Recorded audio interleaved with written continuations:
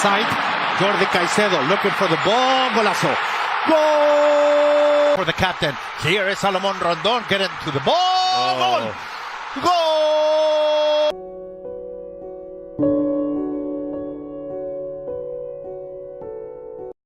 For it, or you don't work hard for it. Well, me and my brother, we work hard for our stuff. It don't come easy. In life, you have to work. Either you want to be the shark of the ocean or the fish of the ocean. And right now, we want to be the shark. Take over everything. Strength, no weakness. Power, the muscle. Have to have that mindset. So you're going to come in here and dominate. When you say, oh, something wrong. No. Don't put yourself down. Motivate yourself. Keep yourself up, pumped, and ready for any challenge that comes. People must stress. I don't know what to say, I'm stress. Big time I stress because I didn't even do an intro for the video. You know, blessed to every man, that's everybody a pass through. You get what I say? But this seems like a glass that would have dropped out of my hand and drop it on my kitchen pan a tile and everything just broken in shambles, in pieces. You know, this is how the reggaeboyz team look in the last game, especially this one against Venezuela. I have never seen such a poor second half in my entire life.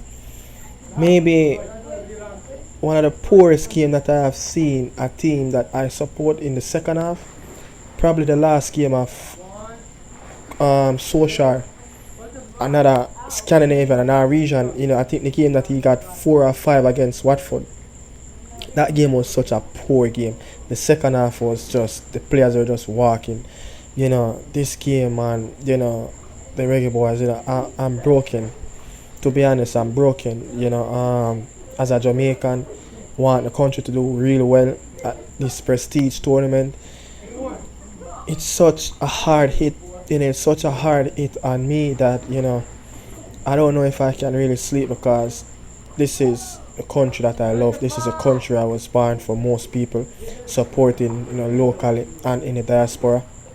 Whether you born in Jamaica or you born in the diaspora, you love Jamaica, you love Jamaican football, and you see something like this, you know, this is not what you want to be seeing. You know, I see the players on the pitch just not fighting for the badge on their chest. I see a coach that is confused. You know, I see players on the bench just looking at like, what the hell is really going on? You know, I see players on the pitch that was like, I just need a whistle to blow and they can just get off the pitch. You know, but everything started from, you know, preparation. Everything started from preparation, but you know, I just want to congratulate them, you know, first of all, that's turn out and represent us in the Copa America. Nevertheless, you guys gave up your holiday, you know, with the fam and all of that, you know, so I really appreciate you guys come, which is international duty. You know, you guys should be on duty, but people, to be honest, I'm kind of lost, you know, my headspace is all over, but this is me just sitting in front of a camera, you know, just giving myself a little therapy. You know, as I said, I'm broken, I can't sleep, you know, looking at the tactics, how the coach sets up his tactics in the first game, the second game and the third game. He sets us up to fail. In his interviews are already defeated. He already defeated in his interview. You know, he always give the opponent team so much praise, so much respect, you know, and not trying to get a win. You know, seeing him play, you know, Damian Lowe again in that midfield, you know, Kirai Anderson, young player. We have players that can fit in the position, but this Venezuelan team is a well organized team. You know, who would have predicted that Venezuela team would get maximum 9 points in this zone? Like, no one predicted. They have, I think the betting odds were like 400 or 500 plus 500 to get out of the zone, and they came up with maximum 9 points. Ecuador drew with Mexico. Ecuador are through. Venezuela through. Venezuela will play Canada. Ecuador will play Argentina. A repeat of the semi-final of the last Copa America in Brazil. So it's just madness. It's just crazy. Even every time when there's supposed to be such a big moment, especially a game, there's always this big story that dropped. And the story that dropped, it was yesterday morning, Sunday morning, the Gleaner, the Observer, whatever. The goodbye of Heimir Hallgrimson. I think it's up. I think his time is up. I think that is it for him. I don't think these players want to play for him. I think when you see players just walking around, it says a lot that there's some level of respect I've lost in that dressing room. I see players that just, I don't give a damn on that pitch when it shouldn't have gone that way. This is the country. This is your national team. You want to fight. You want to go down. You want to fight at the last whistle until the fat lady swing. But too much individual mistakes. It goes to the first goal that Jean Bell and Pinnock, where Bielo hit the ball in between them. Jean Bell was in front of the player. No communication. Again, no communication.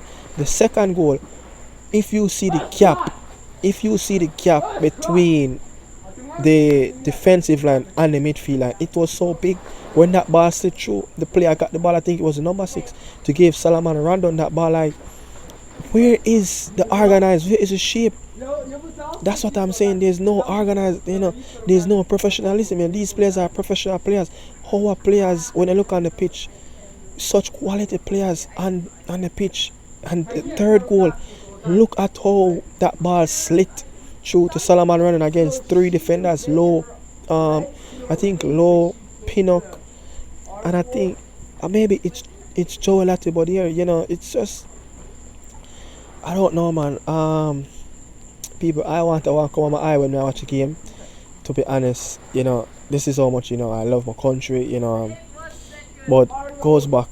I think the federation, it's all started from there as well. It's a combination of everything: the JFF, the coach, the players. Not enough fight for me. Not enough passion show. On the pitch from the players. The coach didn't show much tactics. Didn't show a base on how these players going to be played on the pitch.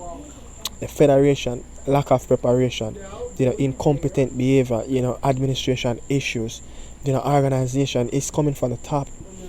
So it's all shambles. Just to see how people reacting towards my national team. Going to work, doing this video on Sunday night, going to work Monday morning. I'm going to work, walking through that door, my head down, because I know that I'm going to be facing Ecuadorian fan, Mexican fan, even though they went home, and Venezuelan fan. I'm already facing it over the last week and a half. I know my team is underperforming. So I mean, look, most of us think that the World Cup qualifiers, no Mexico, no Canada, and no US, make a sad mistake. Will make a sad mistake if this team don't prepare well. We're not going to the World Cup, and it have to start from the organization, the administration, JFF. Where will we go from here? Is it goodbye for Coach Hallgrimson? Is it goodbye? Is it time to say goodbye? Me personally, I think the ship have sunk months ago. It's just keep putting balloons to air, blow back up the ship, coming up back to float on the water top. And it keeps sinking, and it's seeing it in front of our eyes. I think one of the biggest delusional that happened was that US and Panama game. We all think that we have turned the corner. I think so too. But looking back at it, it was just a once in a moment.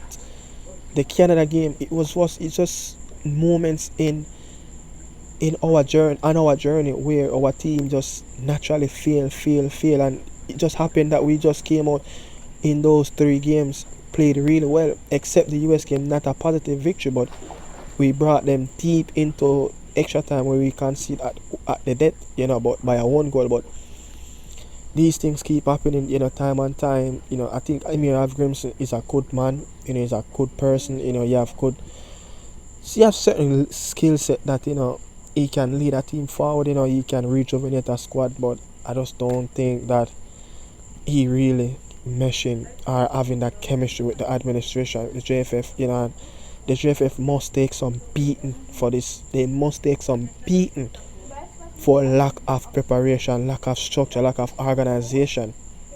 Yeah, everything, all these issues surrounding the football. Mexico have their issue, Ecuador have their issue, the reggaeboyz have their issue. Venezuela was such a prepared team. You could see it. Even when, Fernando Boca Baptista is in the stadium watching, just look at the team. They tied with the reggaeboyz today. Yesterday they tied with them. Yeah, they tied with them. So, you could see that the level of preparation, kudos to Venezuela. I give them maximum support. I give them maximum credit of what they achieved. 9 points, the first they ever done that in a major tournament, where they got 3 points in their first game, 3 points in their second game, 3 points in their third game, beating Mexico, beating Jamaica, beating Ecuador. It's such a very good tournament for them, and don't be surprised they go on to go to the semi-final, just what they did in 2011. Yeah, but I mean, fire Heimir Hallgrimson, the man that we brought in 2 years ago to bring us to the World Cup glory for the second time in our history of our football, but I think the journey stopped here. I think this is his last game. I don't think Heimir Hallgrimson should go back on a plane heading towards Montego Bay. Yeah, I think this is his time. I think this is his time to leave. I think this is his time. Trust me. My utmost respect to the coach. Really appreciate the service, but it's just time. It's time to move on. JFF, again, we need to see people resigning from their position at the JFF. We need to see changes in the JFF. This is how our football going to be changed. If we don't see changes in the administration, we're going to see these things happening over and over and over. We're going to throw the players under the bus. We're going to throw the coach under the bus. We're going to have very good coach. Heimir, I think, is a good person, as I said, good coach, but tactically sometimes he sets up the team too negative, and you have to get a lot of beating for that. Yeah, you might get a lot of beating for that, but where will we go from here? Who will be the next coach? Is it Marian Garden? Oh my God, a PE coach? No.